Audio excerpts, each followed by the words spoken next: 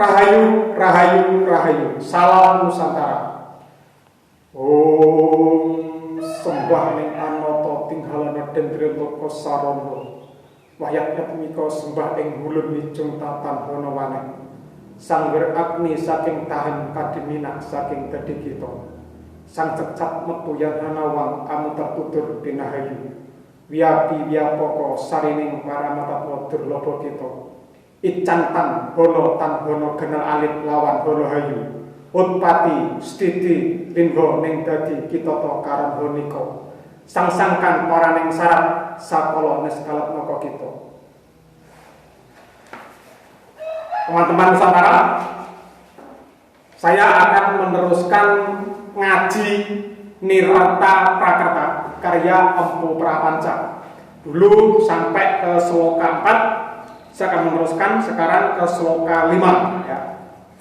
Jadi di tengah kondisi yang masih pagebluk, semoga ngaji ini membawa keberkahan, membawa kerahayuan dan bisa menghilangkan segala macam bentuk penyakit.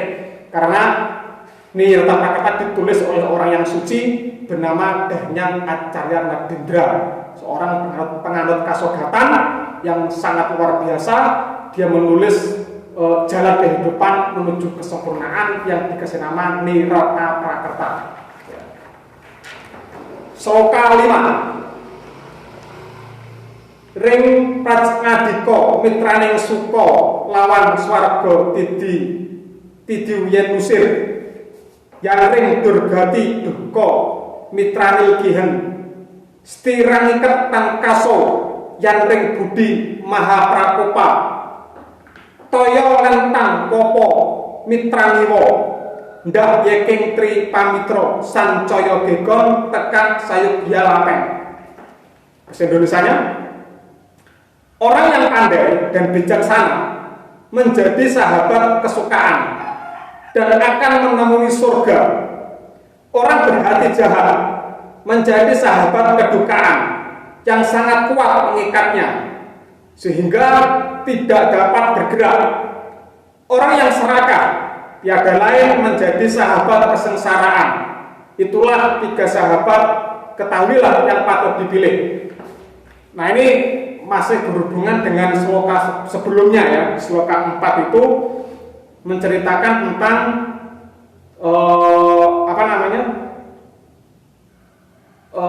kerendahan diri seorang Empu Prapanca ya. Dia rendah diri, dia merendahkan dirinya, lalu dia membandingkan dengan si katak sama si lebah. Nah, di sloka 5 ini Empu Prapanca itu membagi sahabat ke dalam 3 hal. Jadi di dunia ini ada 3 orang macam tipe.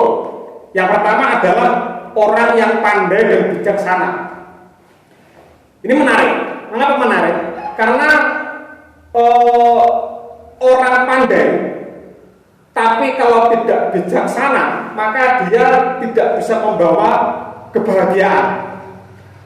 Orang yang bijaksana sudah pasti dia punya ilmunya, punya kawarohnya.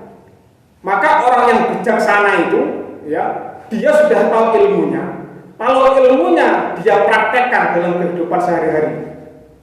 Tapi kalau orang yang hanya sekedar pinter, orang pandai, belum tentu bijaksana.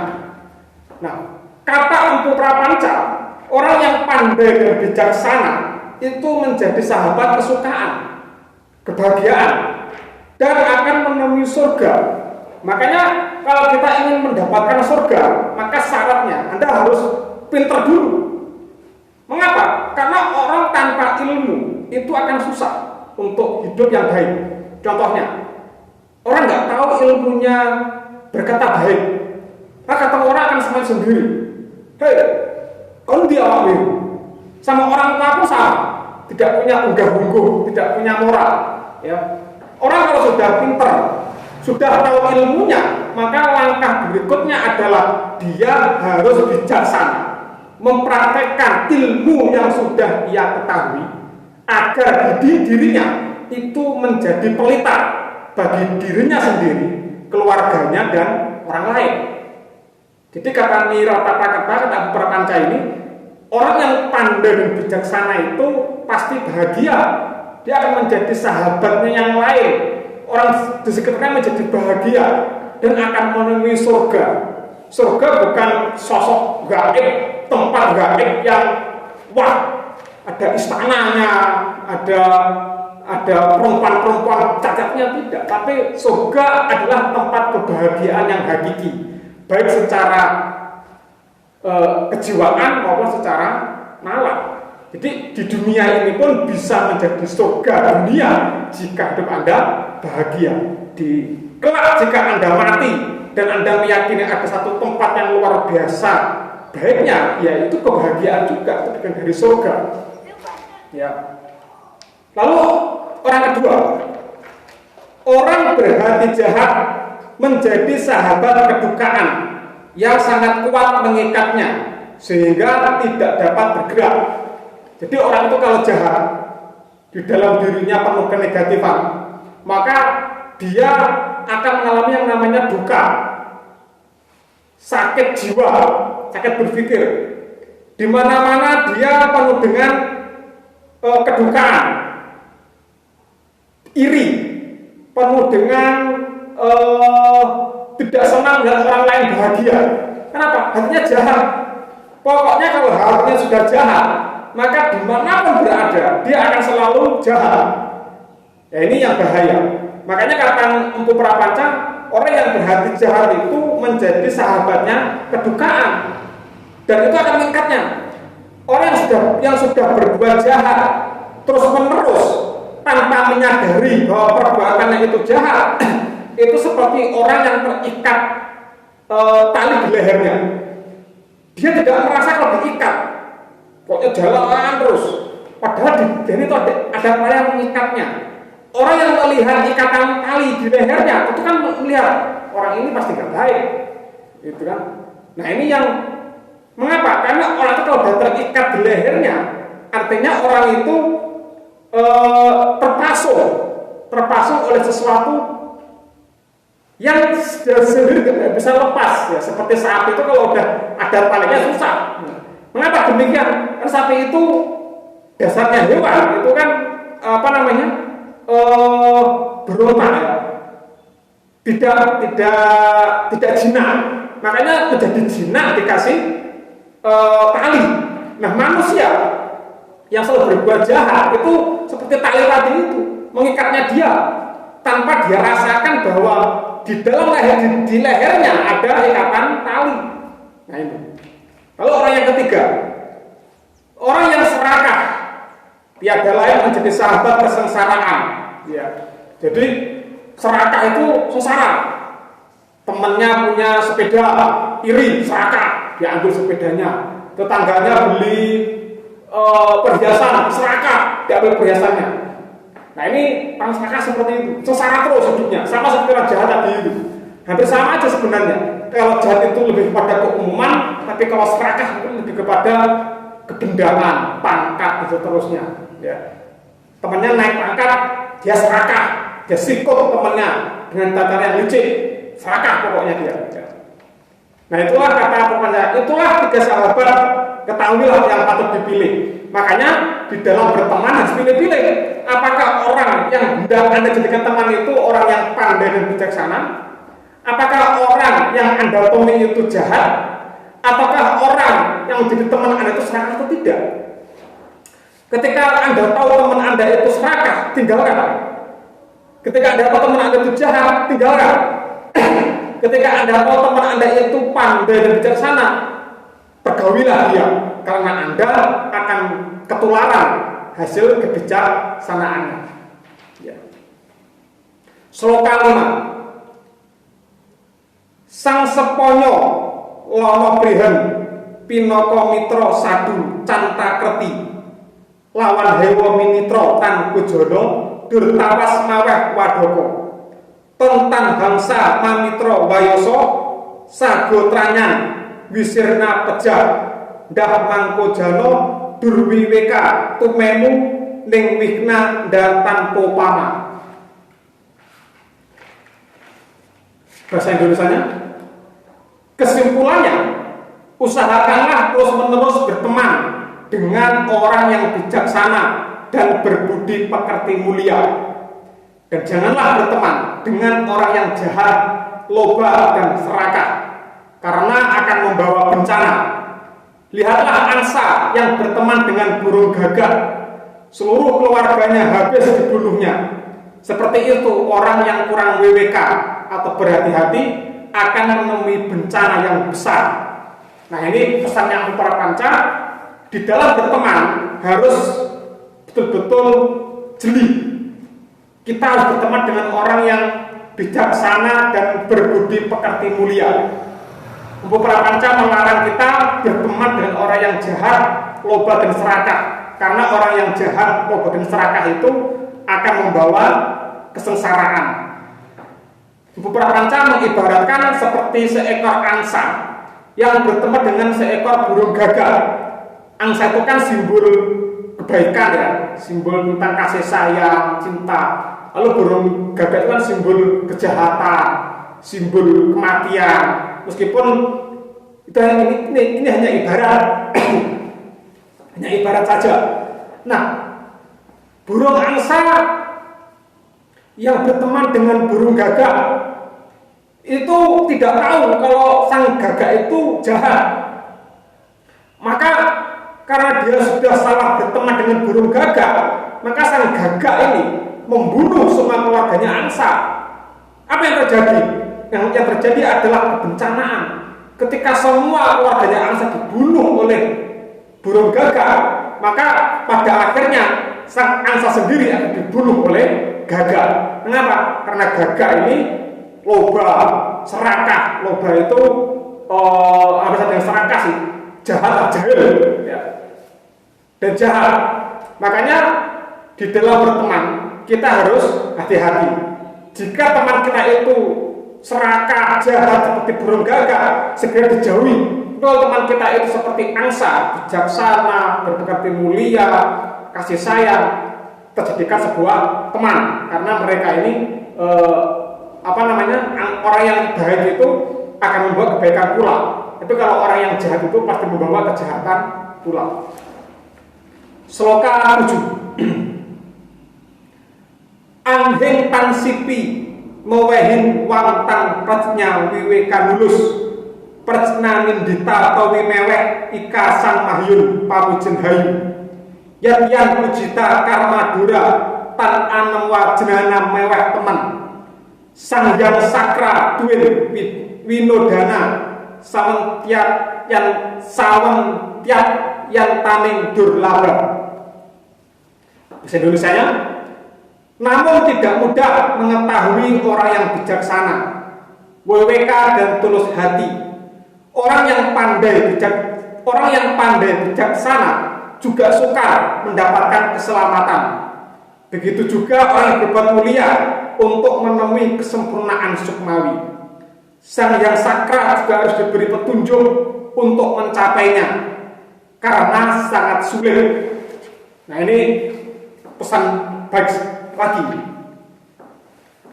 Kata Prapanca, tidak mudah untuk mengetahui yang itu bijaksana.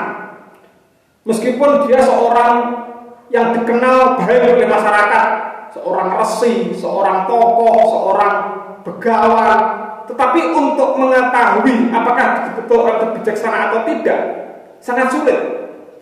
Bahkan orang yang pandai bijaksana pun itu tidak bisa mendeteksi apakah dirinya sudah baik, sudah bijaksana atau belum.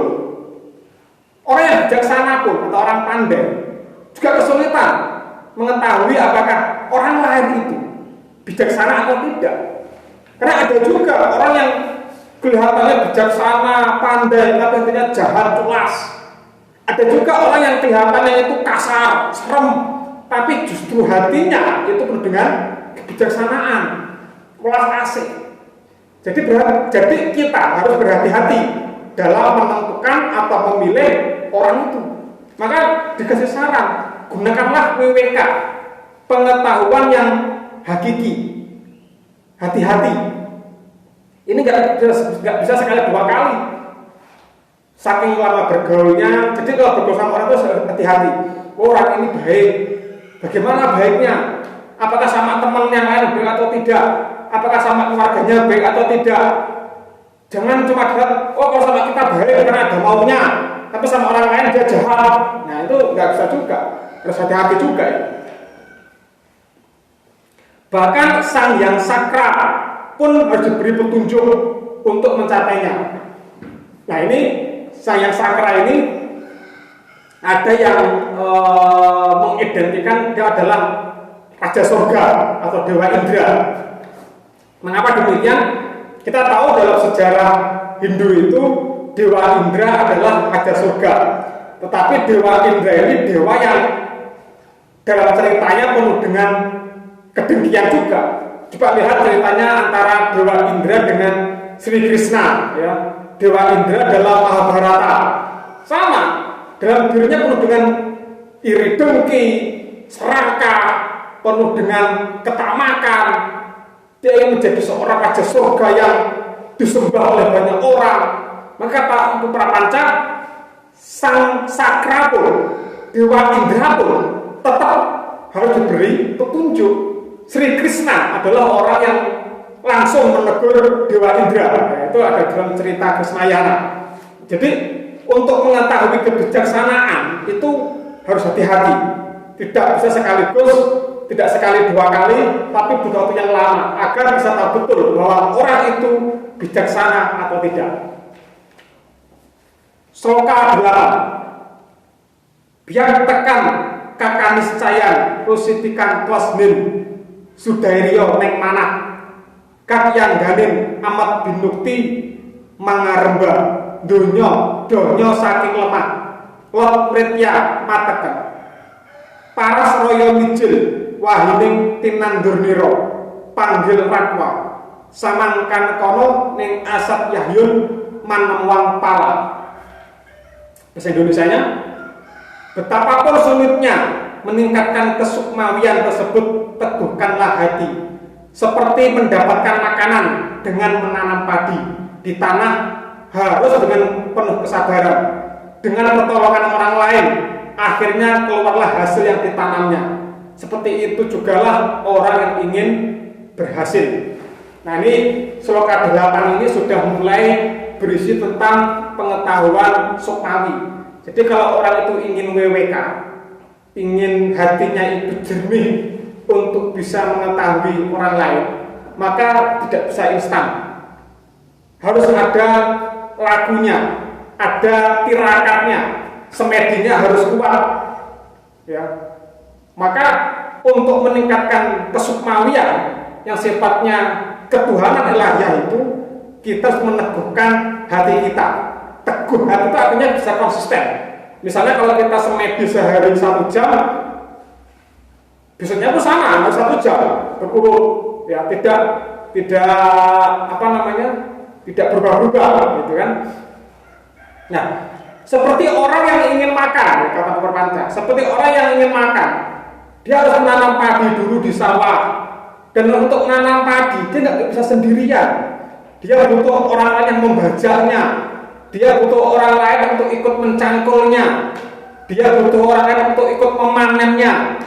Dia butuh orang lain untuk menutunya atau menggiling lah keartian di mesin orang lain. Artinya apa?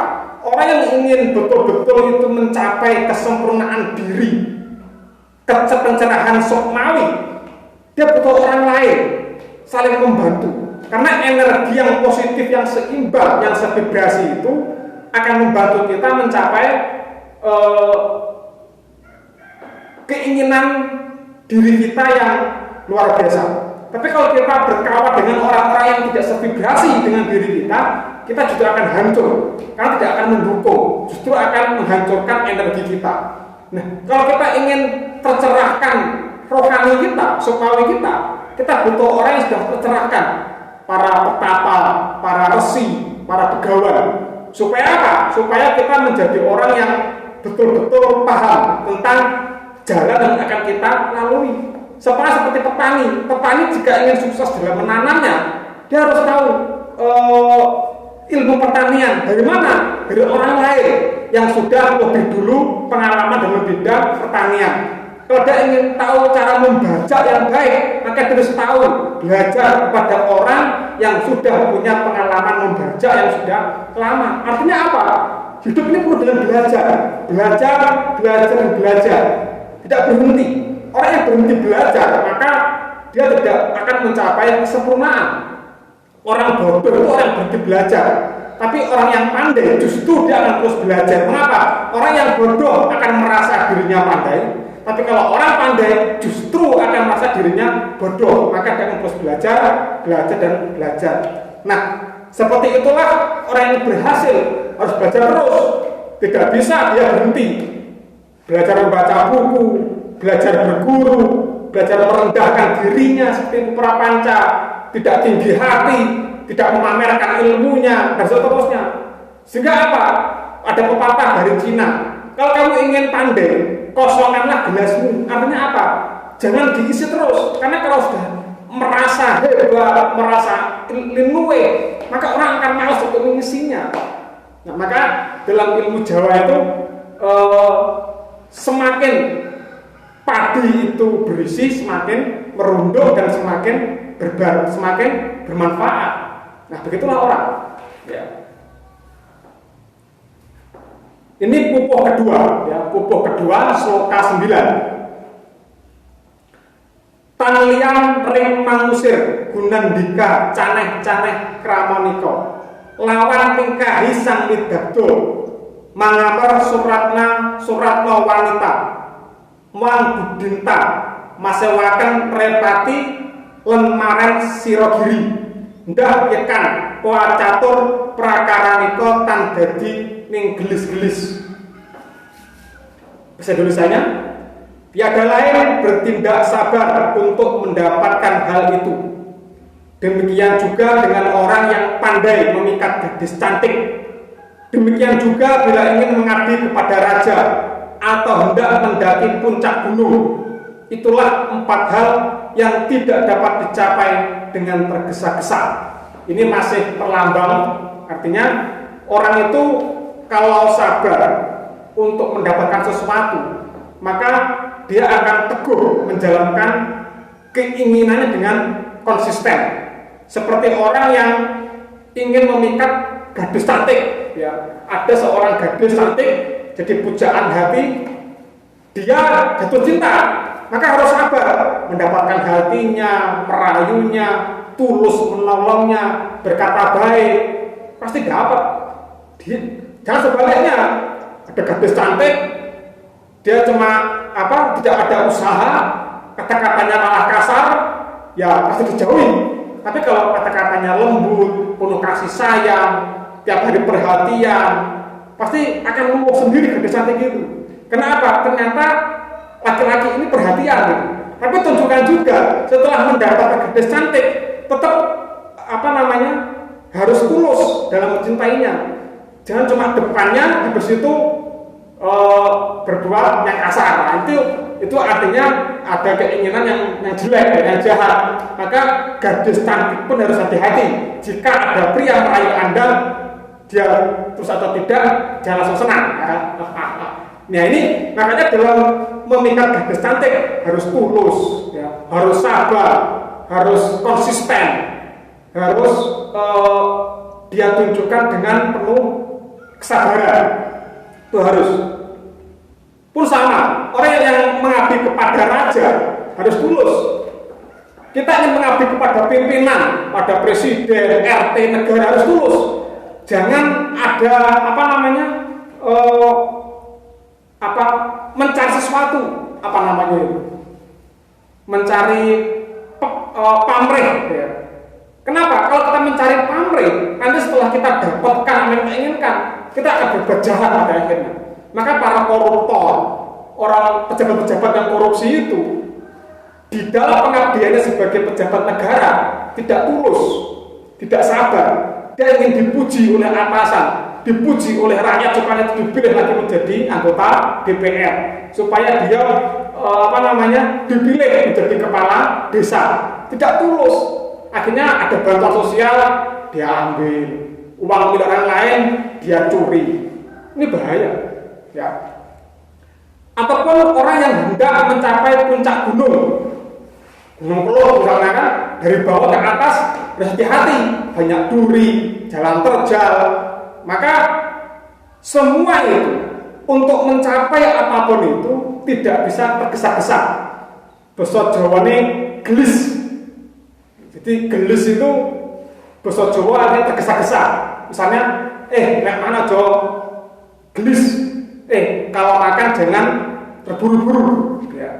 Jadi gelis itu artinya tergesa-gesa. Bahasa Jawanya tergesa-gesa artinya gelis. Wong kok kesusu. Bisa bilang nih, wong kok kesusu mentok, lek mana gelis. Nah, itu artinya tergesa-gesa. Makanya orang yang ingin mencapai tujuannya tidak perlu tergesa-gesa, harus sabar, harus kuat tirakatnya, harus tekun dalam bertindak, harus tetap berbuat baik.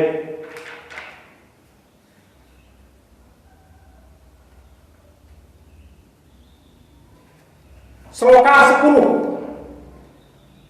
Rencuk lendu samatro tambayaniko wewehi kedik-kedik riri pak salpiko suksmo wijaniko gora tapa tumului mangko ning satpodo panghisepnya madu nitya moga mapupul tadwat mangkono ring lanut saha temahnya purno wekasan.